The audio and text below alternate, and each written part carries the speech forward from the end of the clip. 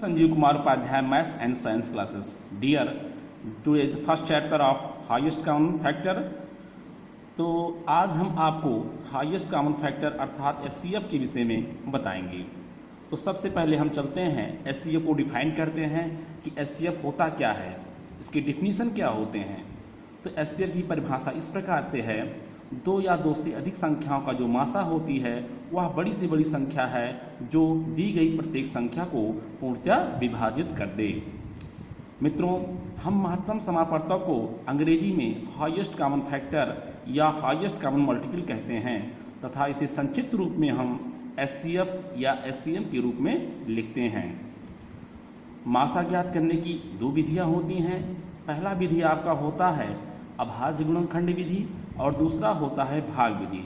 कहने का मतलब है factor method and division method. अब हम अभाज्य गुणन विधि में क्या करते हैं, तो डियर स्टूडेंट, हम क्या करते हैं कि जो भी संख्याएं दी रहते हैं उनको हम फैक्टराइज कर देते हैं, उनको छोटे छोटे टुकड़ों में हम बांट देते हैं। और भाग विधि में क्या करते हैं, इसके लिए प्रोसेस आपकी लंबी होती है, इसको हम नेक्स्ट पार्ट में आपको हम बताएंगे। तो आज हम अभाज्य गुणनखंड विधि पर प्रश्नों को हल करना आपको सिखाएंगे। जैसा कि मैंने क्वेश्चन आप लोगों के सामने रखा है।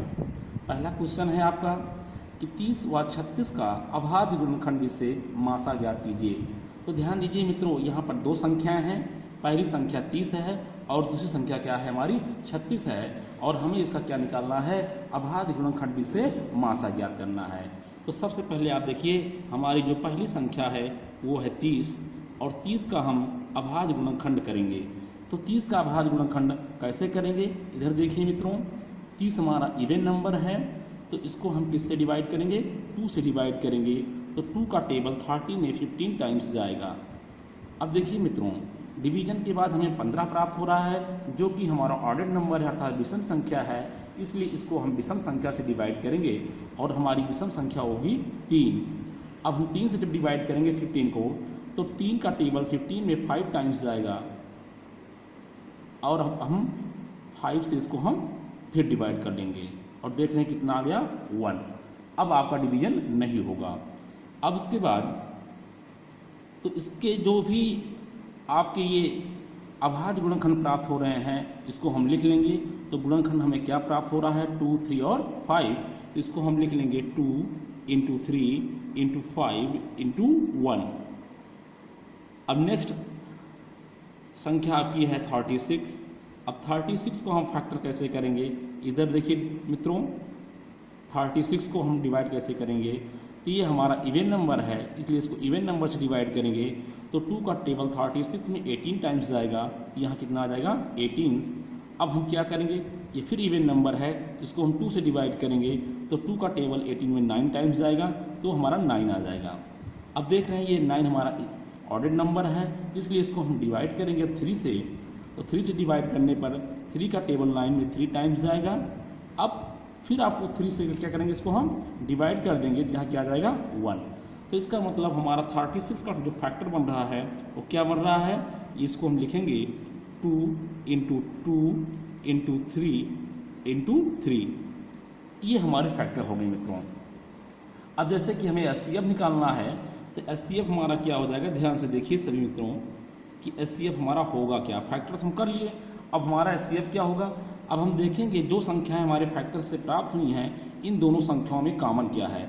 तो आप रहे 2 यहाँ भी है और 2 यहाँ भी है, इसका मतलब 2 दोनों में क्या है, कॉमन है। एक तो मासा ये हो गया और उसके बाद आप फिर देखिए 3 यहाँ भी है और 3 यहाँ भी है, ये भी क्या हो जाएगा हमारा, ये हमारा कॉमन हो जाएगा ये। तो देख रहे हैं कि 30 के फैक्टर में 2 और 3 और 36 की फैक्टर में 2 और 3 दोनों में कॉमन मिल रहे हैं, यही हमारा क्या हो जाएगा, एचसीएफ हो जाएगा। और इसको हम लिख सकते हैं 2 × 3 और 2 और 3 का मल्टीपल क्या आएगा, 6 आएगा, अर्थात 2 और 3 का गुणन कितना आएगा, 6 आएगा। तो कहने का मतलब हमारा जो एचसीएफ 30 और 36 का होगा वो क्या होगा, 6 होगा। और इसको हम इस तरह लिखते हैं HCF of 30 and 36 is equal to कितना हमें प्राप्त हो रहा है, 6 प्राप्त हो रहा है, या क्या लिख लेंगे हम 6। इसका मतलब 30 व 36 का जो हमें एचसीएफ प्राप्त हो रहा है 6 प्राप्त हो रहा है। नेक्स्ट क्वेश्चन है वेरी इंपॉर्टेंट क्वेश्चन। यहाँ पर 3 संख्याएं दी गई हैं 5, 10 और 15, और हमें इसको क्या करना है, हमें इसका मासा ज्ञात करना है। तो मित्रों सबसे पहले हम पहली संख्या का अभाज्य गुणनखंड करेंगे।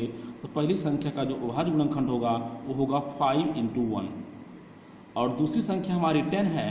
तो मित्रों इसको हम लिख सकते हैं 5 × 2 × 1, और तीसरी संख्या हमारी है 15, और इसको हम लिख सकते हैं 5 × 3 × 1। अब ध्यान दीजिए हमारी सारी संख्याओं का अभाज्य गुणनखंड हो गया है। अब हमें देखना है कि तीनों संख्याओं में कॉमन क्या है। तो यहाँ देख रहे हैं तीनों संख्याओं में कॉमन क्या मिल रहा है, 5 यहाँ भी है, 5 यहाँ भी है और 5 यहाँ भी है। इसका मतलब केवल 5 ही तीनों संख्याओं में कॉमन है। इसलिए हमारा जो HCF होगा, HCF हमारा क्या होगा, HCF = 5 × 1, 1 भी तीनों में कॉमन है।